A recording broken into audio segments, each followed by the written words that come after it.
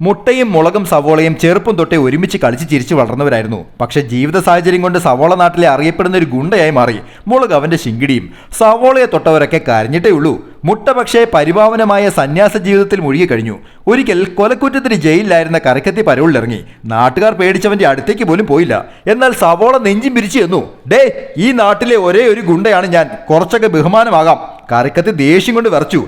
നീയാണല്ലേടാ ആളുകളെ കരയിപ്പിക്കുന്ന സവോള, എന്നെ കരയിപ്പിക്കാൻ ധൈര്യം ഉണ്ടോടാ നിനക്ക്?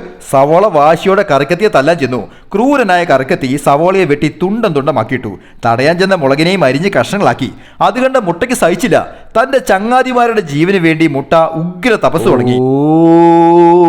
പക്ഷേ ദൈവം പ്രത്യക്ഷപ്പെട്ടതേയില്ല. ഓം മന്ത്രോച്ചാരണം തുടരാൻ തന്നെ മുട്ട തീരുമാനിച്ചു. തപസിന്റെ തീവ്രതയിൽ മുട്ട പൊട്ടിയൊഴുകി സവോളയുടെയും മുളകിന്റെയും കഷ്ണങ്ങളിലേക്ക് പടർന്ന് ചൂടത്ത് കിടന്ന് വെന്തു.